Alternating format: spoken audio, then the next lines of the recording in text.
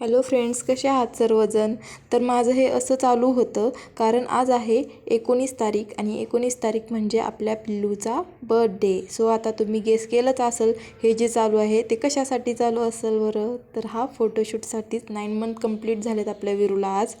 त्यामुळंच हे सगळं चालू होतं आणि हे सगळं करण्यासाठी मी घरी एकटीच होते. त्याच्यामुळे विरूला सांभाळायला कोण नव्हतं म्हणून मग तो झोपला होता. तेव्हाच म्हटलं हे सगळं करून ठेवावं. तर मी अगोदरच हे सगळं बनवून घेतलं आहे आणि तो झोपेतनं उठल्यानंतरनं म्हटलं मस्त त्याला तयार वगैरे करून मग फोटो काढता येतील.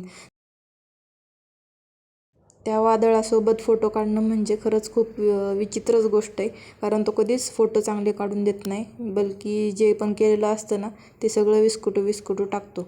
तर दिवसभराची काय असेल ते स्ट्रेंथ माझी पूर्ण इथं जाती आणि तुम्ही थोड्या वेळाने बघू शकता तो कसं उलटापालट ते करत बसतो ते. तर हे कसं वाटतंय ते तुम्ही पण मला सांगा. तो मोठा टेडी विरूच्या पप्पांनी त्याला आणला होता, सो तो नाही आता सध्या म्हणून त्याला. तर आपला वादळ आता झोपेतनं उठून मस्त तयार झालेला आहे आणि मी त्याला स्पॉटला आणलं. तोपर्यंत त्याने मस्तपैकी शूज काढून फेकून दिला आहे आणि सगळं गुंडाळून घेतलेलं आहे. आता पलटी मारून तो गेला आहे त्याच्या खेळण्यांकडे. हे सगळं त्यांनी आणखीन बघितलेलंच नव्हतं असं वाटत होतं. तो बघत बसला त्याची खेळणी सगळी टेबलमधली आणि त्याला कधी ओढावं असं झालं असं ना आता. पण माझ्याकडे बघत होता कसा रागाने बघा आणि हसतोय हळूच. आता बघितलेलं स्वारीने सगळे काजू घेतले गोळा करून आणि खात बसला एक एक.